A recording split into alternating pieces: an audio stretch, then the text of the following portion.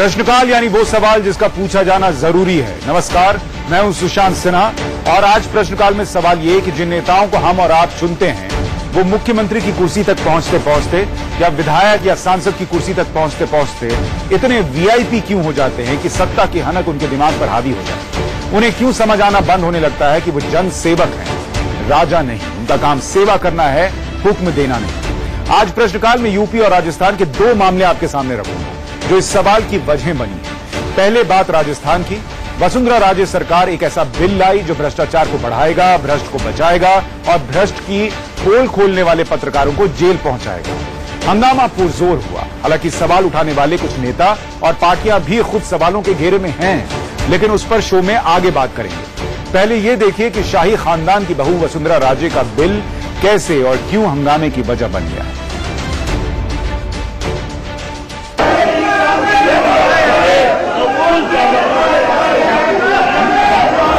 14 महीने दूर हैं, लेकिन सियासत गरमाई हुई है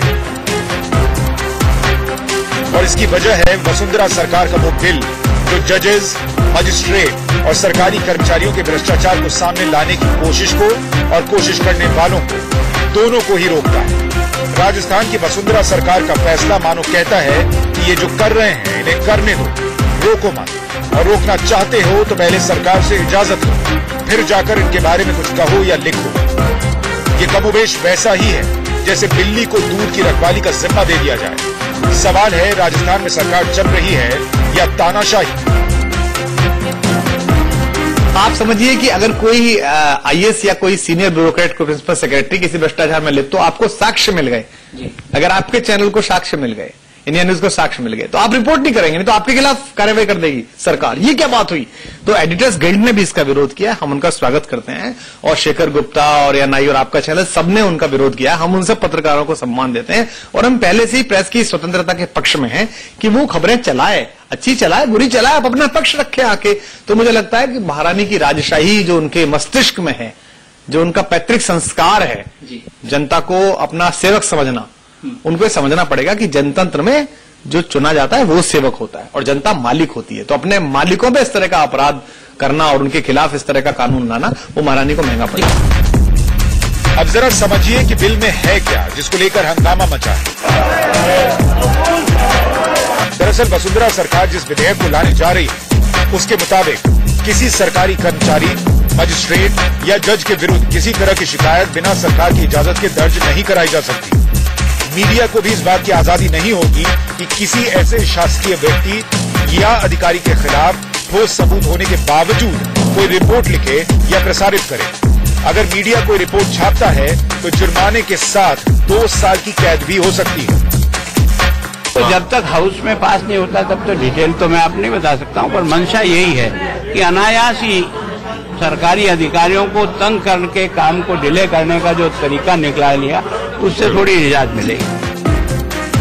अधिकारियों और जजों को भ्रष्टाचार के आरोपों की जांच से बचाने और मीडिया को ऐसे मामलों की रिपोर्टिंग से रोकने वाले इस अध्यादेश पर वसुंधरा को चौतरफा आलोचनाओं का सामना करना पड़ रहा है। कांग्रेस ने इसके खिलाफ जबरदस्त प्रदर्शन भी किया है। अब ये बिल संपत्ति बन चुका है सदन की, तो सदन ही तो जब तक हाउस में पास नहीं होता तब तो डिटेल तो मैं आप नहीं बता सकता हूं, पर मंशा यही है कि अनायास ही सरकारी अधिकारियों को तंग करके काम को डिले करने का जो तरीका निकला लिया उससे थोड़ी किसी भी सीमा तक जाना पड़े, लेकिन इस बिल को हम कभी इस प्रदेश के अंदर लागू नहीं होने देंगे। चौतरफा हल्ला मचा तो राजस्थान की मुख्यमंत्री वसुंधरा राजे ने सोमवार रात को बैठक बुलाई और अध्यादेश को स्टैंडिंग कमेटी से समीक्षा कराए जाने के लिए भेज दिया है। लेकिन सवाल ये है कि क्या वसुंधरा सरकार राजस्थान के सरकारी कर्मचारियों को अराजक होने की छूट नहीं दे रही? क्या मीडिया को जेल तक भेजने का प्रावधान इमरजेंसी जैसा नहीं है? आखिर इस बिल की जरूरत पड़ी ही क्यों? क्या चुनाव से पहले भ्रष्टाचार को छुपाने की कोशिश है ये? इस बिल के मुताबिक पहले तो शिकायत लिखवाने तक के लिए इजाजत लीजिए और दूसरा ये कि सरकार अगर ना कह देती है तो फिर 180 दिन बाद यानी 6 महीने बाद आप कोर्ट के जरिए एफआईआर करवाने के हकदार होंगे। ये मसला विनाशकाले विपरीत बुद्धि का हो या न हो, लेकिन पीएम मोदी के उस नारे के विपरीत जरूर है कि न खाऊंगा न खाने दूंगा। सवाल ये भी है कि अगर पीएम प्रधान सेवक हैं तो राज्य की मुख्यमंत्री भी जनसेवक से कम नहीं। और जनता की सेवा की बजाय अधिकारियों को मेवा खाने की छूट देने का मतलब क्या है? क्या मुख्यमंत्री की कुर्सी ये भी भुलवा देती है कि जनता ने चुना सेवा के लिए है, हुक्म चलाने के लिए नहीं? जितेश जेठनंदानी के साथ जतिन गोस्वामी, इंडिया न्यूज।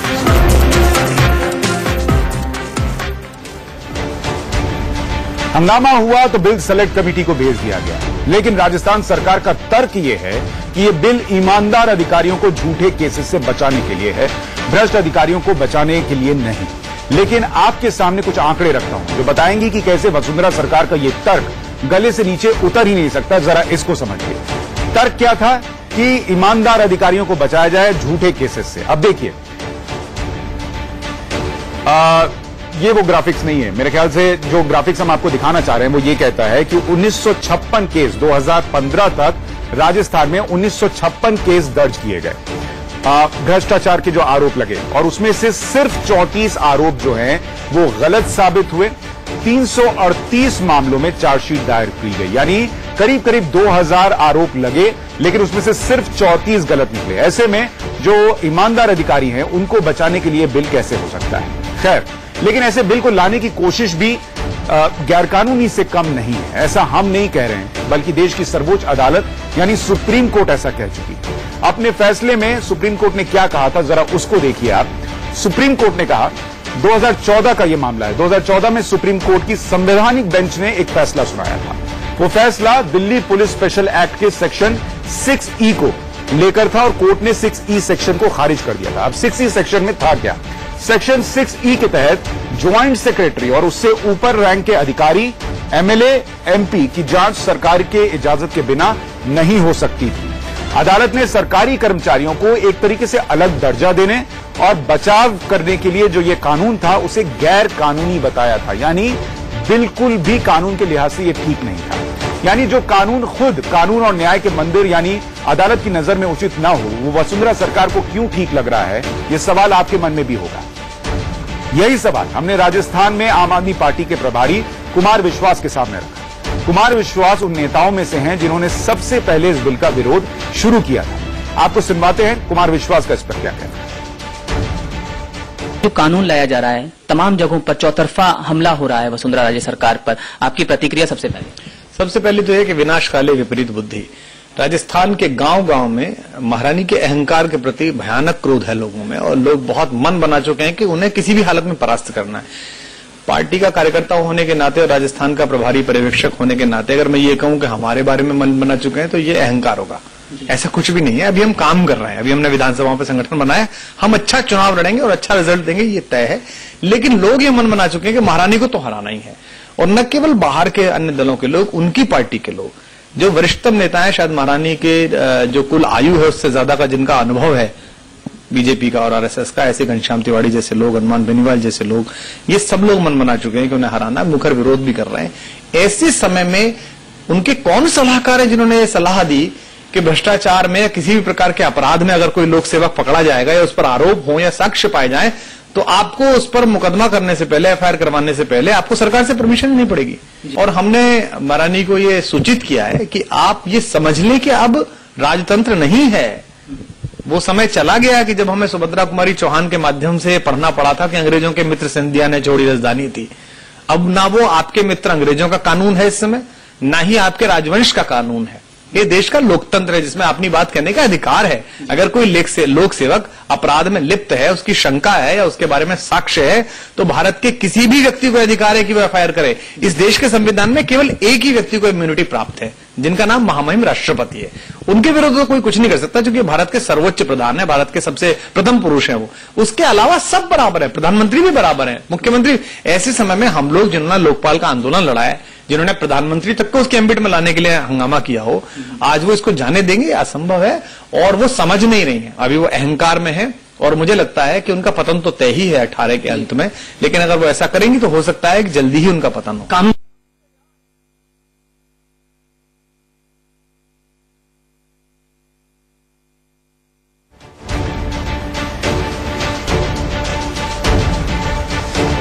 आपके मन में एक सवाल यह भी होगा कि न खाऊंगा और न खाने दूंगा का नारा देने वाले मोदी जी की राय इस मामले पर क्या है? ये हम आपको बताएंगे, एक छोटे से ब्रेक ले रुक। वसुंधरा सरकार के उस बिल की हम बात कर रहे हैं जिसको लेकर बहुत हंगामा मचा है, और ब्रेक पर जाने से पहले मैंने आपसे कहा था कि आपके मन में एक सवाल यह भी होगा कि न खाऊंगा न खाने दूंगा की बात करने वाले नरेंद्र मोदी की इस पूरे मामले पर क्या राय है, उनकी सरकार इसको लेकर क्या सोचती है। हम आपको एक बात तो बहुत साफ तौर पर बता दें कि तमाम पार्टियां और तमाम नेता इस मामले में कहीं ना कहीं सवालों के घेरे में, और हम आपको बताते कि आखिर ऐसा क्यों है।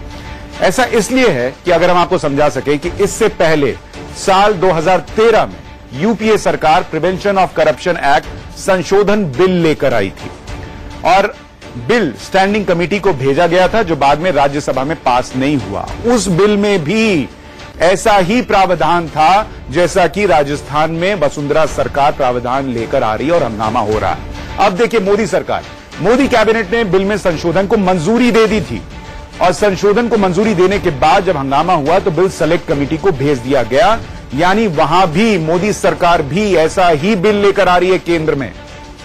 यानी अगर बिल आ जाए तो क्या होगा, पुलिस और सीबीआई जैसी जांच एजेंसीज के लिए सरकारी कर्मचारियों की जांच के पहले सरकार से इजाजत लेना जरूरी हो जाएगा। यह है। इतना ही नहीं, बीजेपी की सरकार महाराष्ट्र में है। जून 2015 में महाराष्ट्र सरकार सीआरपीसी की धारा 156(3) और 190 में बदलाव कर प्रावधान लेकर आई, और उस प्रावधान में भी यही है कि अगर किसी मजिस्ट्रेट को जांच के आदेश देने हैं सरकारी कर्मचारी के खिलाफ तो उसे पहले इजाजत लेनी होगी सरकार से। यानी कांग्रेस से लेकर बीजेपी तक सब सवालों के घेरे में है। लोगों की इस विधेयक को लेकर राय क्या है, जरा वो देखिए। जी बिल्कुल, जो वसुंधरा राजे ये दंड विधेयक ला रही है, ये बिल्कुल एक निरंकुश सरकार है, और ये प्रजातंत्र का जो चौथा स्तंभ है मीडिया, उस पर अंकुश लगाने की कोशिश करी जा रही है। कि आज बहुत सारे घोटाले हो रहे हैं जो बाजार के अंदर, एक मीडिया ही जरिया था जो हम तक ये सारी चीजें पहुंचाता है। अगर इस पे भी अंकुश लगा दिया गया तो फिर हम तक सारी चीजें कैसे पहुंचेगी, तो मैं सरासर इस चीज का विरोध करूंगा। तो आपका क्या देखिए, आम आदमी की अगर कोई भी शिकायत होती है तो मीडिया में रिप्रेजेंट करती है, और मीडिया ये जो कानून बदलने के पीछे अपना आवाज उठाती है सब कुछ। अगर हम मीडिया को दबा देंगे तो फिर आम आदमी की आवाज कौन पहुंचाएगा सरकार के पास। ऐसा विधेयक लागू हो जाता है तो जो आम जनता है वो समझ नहीं पाएगी कौन सा घोटाला है। पत्रकार, हम जैसे पत्रकार डर के मारे उनका नाम नहीं ले सकते। तो आप ही सोच सकते हैं कि ये काला कानून जो लेने वाली है राजस्थान की सरकार, तो कहीं ना कहीं सरकार को इस विषय पे सोचना चाहिए, विचार करना चाहिए, आखिर क्यों चौथे स्तंभ पर पाबंदी लगाई जा रही है। कैमरामैन शक्ति के साथ जितेश जेठमलानी, इंडिया न्यूज, जयपुर। राजस्थान में जो हो रहा है वो महारानी का हुक्म ज्यादा, मुख्यमंत्री का जनहित में लिया गया फैसला कम लगता है। लेकिन अब आपको यूपी लिए चलते हैं, जहां के मुख्यमंत्री किसी शाही परिवार से नहीं आते, लेकिन वीआईपी कल्चर नेताओं के दिमाग से जाता ही नहीं, पीएम के कहने के बाद भी नहीं जाता। यूपी में योगी सरकार का फरमान सुनिए, फिर आगे बात होगी।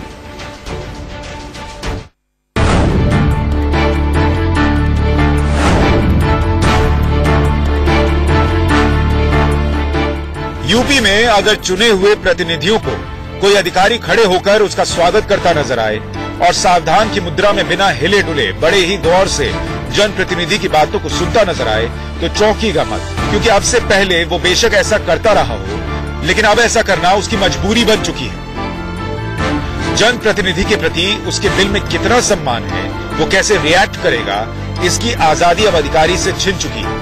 क्योंकि उत्तर प्रदेश की योगी सरकार ने सांसदों, विधायकों समेत दूसरे जनप्रतिनिधियों की आन बान और शान का ख्याल रखते हुए एक फरमान जारी किया है। इस फरमान के तहत मुख्य सचिव राजीव कुमार प्रोटोकॉल की एक लिस्ट जारी कर चुके हैं। इस लिस्ट में तमाम अफसरों को ये निर्देश दिए गए हैं कि जब भी कोई जनप्रतिनिधि उनके पास आए तो उनकी शान में किस तरह से पेश आया जाए। सबसे पहला प्रोटोकॉल तो यह है कि अगर कोई सांसद, विधायक या कोई जनप्रतिनिधि सरकारी दफ्तर में आता है तो वहां के अधिकारी खड़े होकर उनका स्वागत करेंगे। इतना ही नहीं, जब महोदय जाने लगे तो अधिकारी उन्हें खड़े होकर गेट तक विदा करने भी जाएंगे। इसी प्रोटोकॉल में दूसरी शर्त है कि अधिकारी जनप्रतिनिधियों की कही गई एक एक बात को गौर से सुनेंगे और जनप्रतिनिधि के सुझाव को बाकायदा कॉपी में नोट करेंगे। प्रोटोकॉल में जो तीसरी शर्त है वो ये कि अगर जनप्रतिनिधियों के सुझाव अधिकारी को पसंद न भी आए तो मना करने का भी एक प्रॉपर तरीका होना चाहिए, यानी बड़ी ही विनम्रता के साथ अधिकारी को जनप्रतिनिधि के सुझाव को मना करना होगा।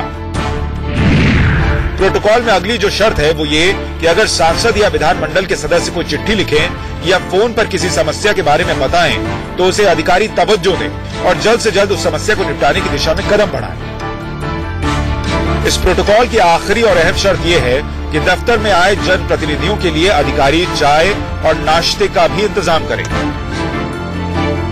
अब यह समझना जरूरी है कि योगी सरकार ने ऐसा फरमान क्यों निकाला। क्या ये वीआईपी कल्चर को बढ़ावा देना नहीं है? जो शर्तें हैं उससे तो साफ है कि सांसदों, विधायकों या चुने हुए लोगों को सरकार वीआईपी स्टेटस देना चाहती है, वो भी एक फरमान के जरिए। जनप्रतिनिधियों का सम्मान मतलब उनके द्वारा लाए गए जनहित के विषयों के प्रति सम्मान भाव।